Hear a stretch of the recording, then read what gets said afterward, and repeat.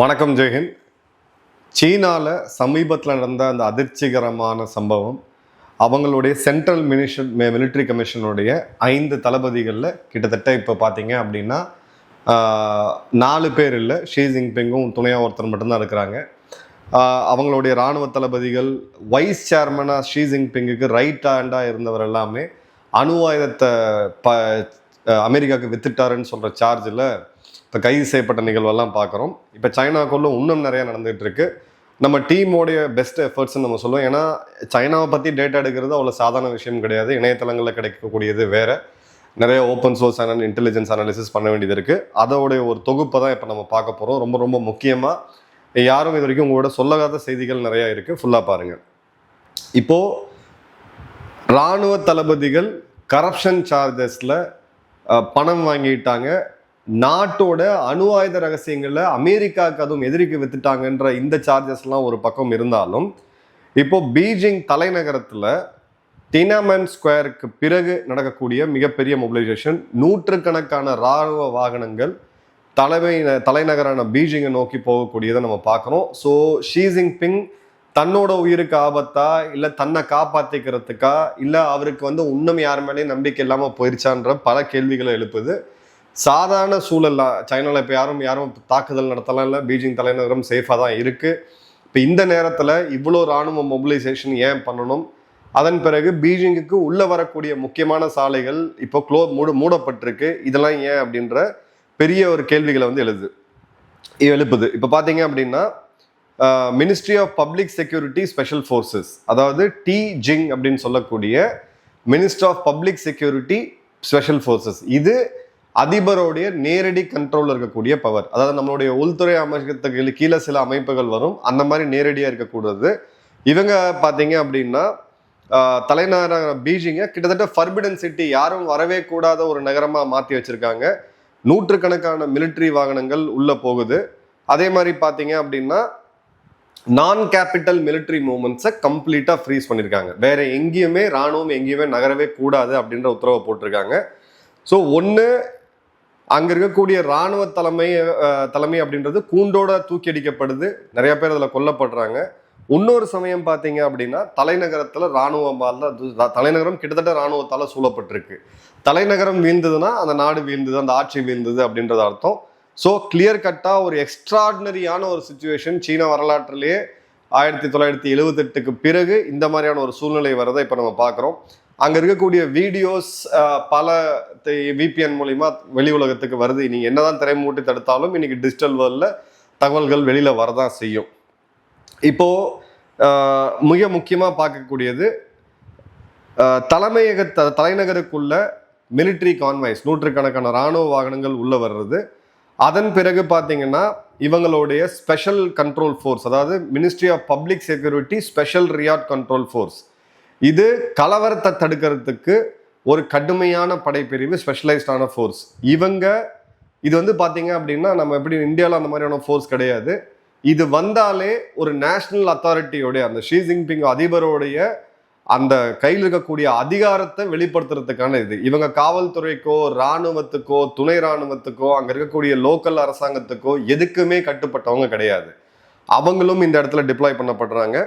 அதே மாதிரி பார்த்தீங்க அப்படின்னா சைனாவுடைய பீஜிங்கில் இருக்கக்கூடிய டியானமன் ஸ்கொயர் போன்ற வரலாற்று முக்கியமான இடங்கள்ல இவங்க குவிக்கப்பட்டிருக்காங்க. அதே மாதிரி இவங்களுடைய ஜெனரல் ஸ்டாஃப் டிபார்ட்மெண்ட், அரசு இயந்திரத்தை இயக்கக்கூடிய அந்த டிபார்ட்மெண்ட் கம்ப்ளீட்டாக இப்போ இந்த ஃபோர்ஸோடைய கண்ட்ரோலில் வந்திருக்கு. அவங்களாம் இயங்க முடியாது. அதே மாதிரி பார்த்தீங்க அப்படின்னா ஒரே நேரத்தில் அவங்களோட சோஷியல் மீடியா வீபோவில் பார்த்தீங்கன்னா வெளிநாட்டர்கள் நாம அடிக்கடி அக்கௌண்ட் ஓப்பன் பண்ணுவோம், அவங்க கண்டுபிடிச்சு ஃப்ரீஸ் பண்ணுவாங்க, அது வேற விஷயம். அது அவங்களுடைய லோக்கல் எக்ஸ்தலம். அதில் பார்த்தீங்கன்னா வெளியில் இருக்கக்கூடியவங்க உள்ளே வர முடியாது, உள்ள இருக்கக்கூடிய செய்திகளை அவங்க தடுக்க முடியும். State control. இப்போ இங்கே மாதிரி நம்ம எக்ஸ்தலத்துக்கு ட்விட்டருக்கு ஒரு ரெக்வஸ்ட் கொடுத்து அந்த ஐடியா தூக்கணும் அப்படிலாம் அவசரம் கிடையாது. நேரடியாகவே அரசு கண்ட்ரோல் இருக்கு. ஒரே நேரத்தில் நூற்றுக்கணக்கான அஃபிஷியல் மிலிட்ரி அக்கௌண்ட், இப்போ நம்ம இந்தியன் ஆர்மி எடுத்தீங்கன்னு பார்த்தீங்கன்னா @ADGPன்னு இருப்பாங்க, அது எல்லாமே ஒரே நேரத்தில் தூக்கப்பட்டிருக்கு. அது மாதிரி பார்த்தீங்க அப்படின்னா எந்த விதமான ஒரு அதிகாரப்பூர்வமான அறிவிப்பு எதுவுமே கிடையாது. இது கன்ஃபர்ம்டு மூமெண்ட். இது வெறும் ப்ராபகண்டாவோ இல்லை சைனாவை பற்றியான சைனாக்கு எதிராக நடக்கக்கூடிய ப்ரோபகண்டா சேனல்ஸ் பண்ணுறது கிடையாது. கிரவுண்ட் சோர்சஸ் நமக்கு வந்து கிளியராகவே தெரியுது, காமிக்குது. இப்போ சைனாவுடைய மிலிட்ரியில அவங்களோட வீபோல், அதாவது சைனா ராணுவம் நேரடியாக பத்திரிகை நடத்துறாங்க. சீன ராணுவத்தோடைய அதிகாரப்பூர்வமான சோசியல் மீடியா வலைத்தள பக்கங்கள் இருக்கு. இதெல்லாம் ஒரே நேரத்தில் வெளியேற போறது அப்படின்றது ராணுவத்துக்கும் ஷி ஜின்பிங்குக்கும் கம்ப்ளீட்டா ஒரு கட் ஆஃப் நடந்திருக்கிறத புரிஞ்சுக்க முடியுது. அதே மாதிரி இந்த ஃபர்பிடன் சிட்டி அப்படின்றது யாரும் உள்ள வர முடியாது, யாரும் வெளில போக முடியாது, அதுவும் பீஜிங் போன்ற தலைநகரம் அப்படின்றது கிளியர் கட்டாவே கொஞ்சம் ஒரு பிரச்சனையை வந்து காமிக்குது. இப்போ சிஎம்சி சென்ட்ரல் மிலிட்டரி கமிஷனோட சேர்மன் வெர்சஸ் வைஸ் சேர்மன், இவங்க 2 பேருக்கும் உள்ள குணத்துல வைஸ் சேர்மன் கைது செய்யப்பட்டிருக்காரு. அவரு நிலைமை என்ன அப்படின்றது தெரியல. இப்போ கிளியர் கட்டா நம்ம அனலைஸ் பண்ணி பார்த்தோம் அப்படின்னா, இந்த கலவர தடுப்பு ஸ்பெஷல் போலீஸ், அதாவது அதிபருடைய கண்ட்ரோல் இருக்கக்கூடிய ஸ்பெஷல் போலீஸ், ராணுவ வாகனங்கள், சோசியல் மீடியா அக்கௌண்ட்டை வந்து கண்ட்ரோல் பண்றது, இது எல்லாமே பார்க்கும் பொழுது ஒரு ஆட்சி மாற்றத்தை தடுக்கிறதுக்கான ஒரு ப்ரிவென்டிவ் மெஷர், வருமுன் காப்போம் அப்படின்றதான் பண்ணியிருக்கிறாங்க. அங்க இருக்கக்கூடிய லோக்கல் அரசாங்கத்தோட இன்ஸ்டிடியூஷனை கண்ட்ரோல் எடுக்கும்போது இது ஒரு பெரிய சதி வேலை பின்னாடி நடந்திருக்கிறத தெரியுது. அதே மாதிரி பார்த்தீங்க அப்படின்னா டீச்சிங்கோட டிப்ளாய்மெண்ட் அப்படின்றது அவங்க யாரை வேணா என்ன வேணா பண்ண முடியும். காவல்துறையோட உயரதிகாரிகளை நினைச்சாலும் போட்டு தள்ள முடியும், அந்த அளவுக்கு பவர் இருக்கு. ஸோ அந்த அத்தாரிட்டியை ஷி ஜின்பிங் காமிக்கிறாங்க. அதே மாதிரி ஸ்பெஷல் ஃபோர்ஸஸ் படைப்பிரிவினர் இருக்கிறது அப்படின்றது அந்த கமாண்ட் அண்ட் கண்ட்ரோலும் உறுதி செய்கிறாங்க. இப்போ வீபோ அக்கௌண்ட் ஷட் டவுன் ஆகுது, அந்த சென்ட்ரல் நெரேட்டிவ் இதை பற்றி யாரும் பேசுறதுக்கே பயப்படுறாங்க. வேற வேற மிலிட்ரி சர்வீஸ் எம்எஸ் பிரான்ச் வந்து பார்த்தீங்கன்னா ஒரே மாதிரியான மெசேஜிங் வருது அப்படின்றத நம்ம பார்க்கலாம். இப்போ இதுல ரொம்ப மைய புள்ளியில இருக்கிறது யாரு அப்படின்னு பாத்தீங்கன்னா ஜெனரல் ஜாங் யூக்ஷியா 75 வயது நபர். ஜாங் யூக்ஷியாவோட தந்தையும் ஷி ஜின்பிங்கோட தந்தையும் தோளோட தோல் சேர்ந்து மாசேதுங்களுடைய அந்த படைப்பிரிவில் இருந்தவங்க. அந்த சோகால் ரெவல்யூஷன் புரட்சி படைன்னு சொல்லி இவங்க அந்த கம்யூனிஸ்ட் ஆட்சி வரும்போது அதுல சேர்ந்து பயணிச்சவங்க. இவங்களை வந்து பிரின்ஸ் லிங்க்ஸ்ன்னு சொல்லுவாங்க. அதாவது 2வது தலைமுறை அரசியல்வாதிகளை சைனால பிரின்ஸ் லிங்க்ஸ்ன்னு சொல்லுவாங்க. மாசேதோங்குக்கு அப்புறம் அவங்க 2 தந்தைகளும் இருந்ததுக்கு அப்புறம் இவங்க மகன்களுடைய நட்பு, அதாவது ஷி ஜின்பிங் மற்றும் ஜெனரல் ஜாங் யூக்ஷியா 2 பேருடைய நட்பு அப்படின்றது ரொம்ப ரொம்ப திக்கானது. 2 பேரையும் பியர் படீஸ்ன்னு கூட சொல்லுவாங்க. ஷி ஜின்பிங் ஒரு பியர் இருந்தக்கூடிய அந்த இதில் பார்த்தீங்கன்னா ரொம்ப செலக்டடான சில பேர் தான் இருப்பாங்க. ஏன்னா சர்வாதிகாரிகள் என்றைக்குமே தனியாக தான் இருக்க முடியும். அந்த அளவுக்கு நம்பிக்கை பெற்ற இருக்கிறதுலே பீப்புள் லிபரேஷன் ஆர்மியோடைய ஹையஸ்ட் ரேங்க், கிட்டத்தட்ட ஃபீல்ட் மார்ஷல். இந்த பாகிஸ்தான் அசீம் முனீர் மாதிரி ஃபேக் மார்ஷல் கிடையாது, உண்மையான ஃபீல்ட் மார்ஷல். போர் அனுபவம் பெற்ற ஒரு ஆட்களுக்கு உண்டான அந்த இது இருக்கு. வியட்நாம் வாரோடைய காம்பேட் எக்ஸ்பீரியன்ஸ், இந்தியாவோடைய எல்லையில ஒரு கணிசமான அளவுக்கான எக்ஸ்பீரியன்ஸ் இருக்கக்கூடிய நபர், பொலிட் பீரோவுடைய உறுப்பினர் மற்றும் சென்ட்ரல் மிலிட்டரி கமிஷனுடைய, அந்த ராணுவத்தை கட்டுப்படுத்தக்கூடிய அந்த சென்ட்ரல் மிலிட்டரி கமிஷனுடைய துணை தலைவர். இவ்வளோ தகுதிகளை கொண்ட ஒரு நபர் ஒரே நாள்ல சீரியஸ் வயலேஷன் அப்படின்னு சொல்லி டிசிப்ளின்னு சொல்லி தூக்கப்படுறது அப்படின்றது கிளியர் கட்டா இங்கே ஒரு பெரிய இஷ்யூ இருக்கிறத காமிக்குது. இப்போ சென்ட்ரல் மிலிட்டரி கமிஷன் அப்படின்றது ஷி ஜின்பிங் மற்றும் அவருக்கு நம்பிக்கையான அந்த 140 கோடி மக்கள்ல நம்பிக்கையான 5 பேர் மட்டும்தான் அதில் இருப்பாங்க. இந்த 6 பேர் கொண்ட கமிட்டியில இப்போ ஷி ஜின்பிங்கும் ஒரு ஜூனியர் மோஸ்ட் ஆளு தான் இருக்கிறாங்க. இடைப்பட்ட 4 பேர் வந்து பார்த்தீங்கன்னா ஒரே நேரத்தில் தூக்கப்பட்டிருக்காங்க, அடுத்தடுத்து தூக்கப்பட்டிருக்காங்க. இப்போ ரொம்ப முக்கியமாக அடுத்தது பார்க்க போகிறது அப்படின்னு பார்த்தீங்கன்னா ஜெனரல் லியூ ஜின்லியோடைய அந்த அரெஸ்ட் மற்றும் இன்வெஸ்டிகேஷன். இவரும் வியட்நாம் வாரில் பங்கெடுத்தது. ஸோ இவங்களுடைய இராணுவ தளபதிகளில் மிக முக்கியமான படைத்தளபதிகளில் 2 பேருக்கு தான் போர் அனுபவம் இருக்கு. அதாவது சீனோ வியட்நாம் வாரன்னு சொல்லக்கூடிய சீனா வியட்நாம் யுத்தத்தை பார்த்தவங்க, அவங்களும் இப்போ இல்லை. ஸோ இவங்களுக்கு கீழே டிரான்ஸ்கிரிப்ட் மாடல் இருக்கிறது தெரியும், எல்லாருக்கும் கட்டாய இராணுவ சேவை இருக்கு. ஸோ எல்லாமே கற்றுக்கூட்டிங்க கீழே இருக்கக்கூடியவங்க. இதுக்கு நடுவில் இடைப்பட்ட காலங்களில் வந்தவங்க எல்லாமே சிங்கிள் சைல்டு சைனீஸாக வந்தவங்க. ஒரு கணிசமான ஜென்ரேஷன் இவங்களோட கேப்டன் அதிகாரிகள் இருந்து கிட்டத்தட்ட பார்த்தீங்கன்னா பிரிகேடியர் வரைக்குமான அந்த ரேங்க்ல இருக்கவங்க எல்லாருமே சிங்கிள் சைல்டாக உள்ள வந்தவங்க. அவங்களுடைய வில் டு ஃபைட் அப்படின்றது வேற. ஸோ நிச்சயமா ஒரு முற்றிலும் போர் அனுபவம் இல்லாத ஒரு ஸ்ட்ரக்சரை வச்சுக்கிட்டு தான் இனி இவங்க இந்தியா கூட யுத்தமா இருக்கட்டும், இல்லை வியட்நாம் கூட யுத்தமா இருக்கட்டும், இல்லை இவங்களுடைய தாய்வானோட யுத்தமா இருக்கட்டும், இல்லை அமெரிக்காவோட யுத்தமா, இது எல்லாத்தையுமே அவங்க பண்ணணும். இப்போ ஷி ஜின்பிங்குக்கு என்ன ஆப்ஷன் இருக்கு அப்படின்றத பார்க்கும் பொழுது தன்னுடைய அம்பிஷன் இந்த நாடுகளெல்லாம் கைப்பற்றணும், ஒரு மிடில் பவரா பேரரசரா தான் இருக்கணுன்ற அம்பிஷன், இன்னொன்று தன்னோட உயிரையும் பதவியும் காத்துக்கணும். இப்போ ஷி ஜின்பிங்குக்கு தன்னுடைய பதவியும் உயிரையும் காத்துக்கிறது மட்டும்தான் கிளியர் கட்டாவே இப்போ இருந்திருக்கு. இப்போ ஷி ஜின்பிங் வீக் ஆயிட்டாரா? இது தப்பான அனாலிசிஸ். ஷி ஜின்பிங் ஸ்ட்ராங்கா இருக்காரு. ஏன்னா கிட்டத்தட்ட இப்ப எதிரிகளே இல்லாத நிலைமை, புதுசா எதிரிகள் உருவானாலும் அவங்களும் இந்த நிலைமைக்கு தான் வரக்கூடும் அப்படின்ற அளவுக்கான ஒரு கடுமையான நடவடிக்கை தான் ஷி ஜின்பிங் எடுத்திருக்காப்புல. ஸோ பார்த்தீங்க அப்படின்னா இப்போ 5 பேர் அந்த சிஎம்சியில் வேக்கண்டா இருக்கு. இப்போ அதே லெவலில் பார்த்தீங்கன்னா சர்வீஸ் பிரான்ச் லெவலில் பிஎல்ஏவுடைய இராணுவம், அதாவது பிஎல்ஏவுடைய ஆர்மி, இதில் முக்கியமான படைத்தளபதிகளுடைய வேகன்சி அப்படியே இருக்கு. நேவி கிளியர் கட்டாவே அதிலும் வேகன்சி அப்படியே இருக்கு. ஏர்ஃபோர்ஸ் இப்போதான் புது தளபதியை கொண்டு வந்திருக்காங்க. ராக்கெட் ஃபோர்ஸ் இவங்களுடைய மிக மிக முக்கியமான படைப்பிரிவு ராக்கெட் ஃபோர்ஸ், இதில் தான் அணு ஆயுதங்கள் ஏவுகணைகள் எல்லாமே இருக்கு. அதுக்கும் தளபதி அப்படின்றது இல்லை. அதே மாதிரி பீப்புள்ஸ் ஆர்ம்டு போலீஸ் இவங்களுடைய காவல்துறை, இதுலேயுமே பார்த்தீங்க அப்படின்னா கம்ப்ளீட்டாக பெரிய பெரிய அதிகாரிகள்லாம் பணிமாற்றம் செஞ்சுருக்காங்க. புது தலைமையை இன்னி வரைக்கும் அப்பாயிண்ட் பண்ணலை. ஸோ இது ஒரு ஆன்டி கரப்ஷன் டிரைவ் அப்படின்னு சொன்னாலும் இது கிளியர் கட்டா ஷி ஜின்பிங்குக்கு நம்பிக்கையான ஆட்களே இல்லை அப்படின்றத, அதுவும் குறிப்பாக ஷி ஜின்பிங்கோட இந்த ஆட்டம், சைனாவோடைய ஆட்டம் 2 இதை கொண்டு மைய கொண்டது. ஒன்று அவங்களுடைய பொருளாதார வலிமை, இன்னொன்று அவங்களுடைய இராணுவ வலிமை.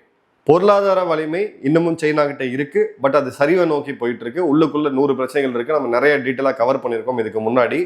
ஆனால் அவங்க பெருசா ஷி ஜின்பிங் நம்பினதை இன்னைக்கு உலகத்திலே அதிநவீனமான ஒரு இராணுவமா இன்னைக்கு சீன இராணுவம் உருவெடுத்திருக்கு அப்படின்றதான். இராணுவ தளபதிகள் இல்லாம, தலைமை இல்லாம நீங்க ஒரு இராணுவத்தை நடத்தவே முடியாது. அந்த நிலைமையில தான் இப்ப இவங்க இருக்கிறாங்க அப்படின்றத பாக்குறோம். அதே மாதிரி பாத்தீங்க அப்படின்னா இதுல ஒரு கழகம், ஒரு ஆட்சி மாற்றம் கண்டிப்பா ஏதோ அட்டெம்ப்ட் ஆயிருக்கு. அதுக்குண்டான ஒரு ப்ரிவென்டிவ் மெஷரா நம்ம இதை பார்க்கலாம். அதே மாதிரி பாத்தீங்க அப்படின்னா இப்ப இருக்கக்கூடிய இந்த தலைமையை மாற்றி தாய்வான் ஸ்பெசிஃபிக்கா அவங்க வர்றதுக்கான வாய்ப்புகள் அதிகமாக இருக்கு. இந்தியாவோடைய யுத்தத்தை இன்னும் பல வருட காலம் தள்ளி வச்சுட்டு தாய்வானை ஃபோக்கஸ் பண்றதுக்கான வாய்ப்புகள் அப்படின்றது இருக்கு. பட் இது இன்ஃபர்மேஷன் வார்ஃபேராகவும் இருக்கலாம். ஷி ஜின்பிங் உயிரோட இல்லைன்ற செய்திகள்லாம் கூட ஒரு போன வருடம் வந்ததை நம்ம பார்த்தோம். அது சில டைம் அவங்களாவே கிளப்பி விடுவாங்க. பட் கிளியர் கட்டா இது இன்ஃபர்மேஷன் வார்ஃபேரோ இல்லை ப்ராபகண்டாவோ கிடையாது. அவங்களுக்கு ஷி ஜின்பிங்கோடைய ஆட்சி அதிகாரம் மற்றும் உயிருக்கு ஒரு மிகப்பெரிய ஆபத்து இருந்திருக்குது. அதே மாதிரி மீண்டும் அவங்களுடைய நம்பிக்கைக்குரிய திறன், ஒன்று திறமை, இன்னொன்று நம்பிக்கை, இது ரெண்டும் இருக்கிறது தான் ஒரு இராணுவ அதிகாரியோடைய, ஒரு இராணுவ வீரனுடைய அந்த அழகே அதுதான். ஆனால் திறமை மட்டும் இருந்து நம்பிக்கை இல்லைன்னா அந்த இராணுவம் எதுக்குமே உலகவாது அப்படின்றத நம்ம ஏற்கனவே பேசியிருக்கோம். இப்போ மீண்டும் அவருக்கு நம்பிக்கையான ஆள் தான் தேவையை தவிர திறன்ன்றது அடுத்தது தான், திறமை அப்படின்றது அடுத்தது தான். அதே மாதிரி பார்த்தீங்க அப்படின்னா தாய்வான் இதை ரொம்ப க்ளோஸாக மானிட்டர் பண்ணிட்டு இருக்காங்க. தாய்வானோட அஃபிஷியல் ஸ்டேட்மெண்ட் பார்த்தீங்க அப்படின்னா abnormal military developments in China அப்படின்றதையும், எக்ஸ்ட்ராடினரி இதுவரை ரொம்ப ரொம்ப ஒரு அதீதமான ஒரு அளவுக்கு மாறுபட்ட ஒரு மிலிட்ரி ஆக்ஷன் இப்போ இது போயிட்டு இருக்கு அப்படின்றதும், Taiwan using joint intelligence surveillance and reconnaissance, அதாவது ஐஎஸ்ஆர் கேப்பபிலிட்டின்னு சொல்லுவாங்க, along with intelligence sharing with partners to assess Beijing's intention. Clear கட்டா அவங்களுடைய உளவுத்துறை ஃபுல் வேகத்தில் செயல்பட்டு இருக்காங்க. பார்ட்னர்ஸ் அப்படின்னு வரும்பொழுது அதில் சைனா, இந்தியா போன்ற நாடுகளும் இருக்காங்க. ஸோ ரொம்ப க்ளோஸாக பார்த்துட்டு இருக்காங்க அப்படின்றத பார்க்குறோம். அதே மாதிரி இதை பப்ளிக்காக டிஸ்க்ளோஸ் பண்ணுறது, ஒரு சிறு குட்டி தீவு நாடு அவங்களுக்கு எதிராக இருக்கக்கூடிய ஒரு மிகப்பெரிய ஒரு மான்ஸ்டர் அப்படின்னே சொல்லலாம், அந்த அளவுக்கு ஸ்ட்ராங்காக இருக்கக்கூடிய நாட்டுக்கு எதிராக சொல்கிறாங்கன்னா இதுலேயுமே ஒரு ஸ்ட்ராட்டஜி இருக்குது, ஒரு சிக்னலிங் இருக்குது அப்படின்றத பார்க்குறோம். இப்போ தாய்வானோட டிஃபென்ஸ் மினிஸ்டர் பேசும்போது பார்த்தீங்க அப்படின்னா அவர் தான் இந்த வார்த்தையை சொல்றாரு. ரீஜனல் செக்யூரிட்டி அப்படின்றதுல அவர் தாய்வான் ஸ்டேட்டை பற்றி பேசுறாரு. பட் தாய்வான் ஓப்பனா நாங்கள் சைனாவை கண்காணிக்கிறோம், இது ஒரு அசாதாரணமான சூழ்நிலை, ஒரு எக்ஸ்ட்ராடினரியான ஒரு மிலிட்ரி பர்ஜிங் நடந்திருக்கு, எங்களோட ஐஎஸ்ஆர் கேப்பபிலிட்டிஸ் பயன்படுத்தி எங்களோட கூட்டாளி நாடுகளோட நம்ம மானிட்டர் பண்றோம் அப்படின்ற போது சீனாவை உடைக்கிறதுக்கான அந்த ஃபர்ஸ்ட் எப்படி சோவியத்தை உடைச்சாங்களோ அந்த பெரிய பானையில ஒரு சிறு கிராக், அந்த விரிசல் விழுந்ததுன்னா அந்த இடத்துல நீங்க உள்ளி அடிச்சீங்கன்னா அந்த பானை உடஞ்சிடும். கிட்டத்தட்ட அதே மாதிரியான ஒரு நிகழ்வு இப்போ நடக்கிறத பார்க்கலாம். சோவியத் உடையறதுக்கு 3 வருடம் முன்னாடி தலைப்புச் செய்திகள்லாம் பார்த்தீங்கன்னா கிட்டத்தட்ட இதோட ஒத்து போகும், 1987 90. ஸோ அதே மாதிரியான இதை நம்ம பார்க்குறோம். இப்போ இந்த அலைடு இன்டெலிஜென்ஸ் அப்படின்றது அமெரிக்கா, ஜப்பான், ஆஸ்திரேலியா, இந்தியா போன்ற நாடுகள், ஏன்னா எல்லாத்துக்குமே பொது எதிரியா இருக்கிறது சீனா மட்டும்தான். அப்போ இன்டர்நேஷனல் மீடியாவும் ரொம்ப க்ளோஸா அவங்க பார்க்குறாங்க, தாய்வானும் ரொம்ப க்ளோஸா பார்க்குது. அதே மாதிரி பார்த்தீங்க அப்படின்னா தாய்வானுக்கு என்னன்னா இது இது வந்து இப்போ ராணுவ தலைமை மாறி ஷி ஜின்பிங் போனால் தாய்வான் சேஃப் ஆயிருமா? கிடையாது. நாளைக்கு இதை விட ஷி ஜின்பிங்கை விட ஒரு பயங்கரமான ரேடிகலைஸான ஒரு ஆள் வந்து நாளைக்கே படையெடுத்து தன்னை ப்ரூவ் பண்ணணும்னு சொல்லி தாய்வான் மேலே போகிறதுக்கும் வாய்ப்பு இருக்கு. ஸோ தாய்வானை பொறுத்த வரைக்கும் ஒரு ப்ரெடிக்டபிளான கணிக்க முடிக்கூடிய அளவுக்கான ராணுவ தலைமை, சீன ராணுவ தலைமை இருக்கிறது தான் தாய்வானுக்குமே சேஃப். ஒருவேளை தாய்வான் தாக்கப்பட்டால் இன்னைக்கு அமெரிக்கா ஈரானை நோக்கி ரொம்ப பிஸியா இருக்கிறத நம்ம பார்க்குறோம். அமெரிக்கா முதல்ல தாய்வானை காப்பாற்ற வருமா? $1 மில்லியன் கேள்வி. அப்படியே வந்தாலும் அமெரிக்கா இவ்வளோ பெரிய ராணுவ படையை மூவ் பண்ணுமா? ரெண்டாவது மிக முக்கியமான கேள்வி. இது ஏதாவது பெரிய உலக போரை நோக்கி போகுமா? மூணாவது மிக முக்கியமான கேள்வி. இது எல்லாமே இந்த இடத்துல இருக்குது அப்படின்றத நம்ம பார்க்குறோம். தாய்வானை பொறுத்த வரைக்கும் ரொம்ப அவங்க க்ளோஸாக வாட்ச் பண்ணிக்கிட்டு இருக்காங்க. யூஎஸோட நாங்கள் வந்து உளவு தகவல்களில் பரிமாறுறோம் அப்படின்றத ஓப்பனாக சொல்கிறாங்க. ஜப்பானுக்குமே பார்த்தீங்கன்னா இந்த ரீஜனல் அலையன்ஸ் சிஸ்டம் வேணும். ஏன்னா இப்போது ட்ரம்ப்போடைய நேஷனல் செக்யூரிட்டியோட செக்யூரிட்டி ஸ்ட்ராட்டஜி படி நான் எல்லா இடத்துலையும் தலைமை எடுத்து நீங்கள் பின்னாடி நிற்க மாட்டீங்க, உங்கள் சண்டையை நீங்கள் போடுங்க, நீங்கள் அந்த திறனை வளர்த்துக்குங்க, எங்கிட்ட இருந்து ஆயுதங்கள் வாங்கிக்கோங்க, நீங்கள் முன்னாடி நில்லுங்க, உங்கள் சண்டையை நீங்கள் போடுங்க, நான் கூட இருக்கேன். ஸோ அப்போ இந்த இடத்துல சீனாவை முறியடிக்கணும்னா south Korea, Japan, Australia, New Zealand மற்றும் தாய்வான் இந்த 5 நாடுகள் ஒன்னா சேர வேண்டிய கட்டமைப்பு, கூடவும் இந்தியாவோட சேர்த்து வர வேண்டிய கட்டாயம் அப்படின்றது இருக்கு. இது ஒரு மிக முக்கியமான ஒரு டேர்னிங் பாயிண்ட்.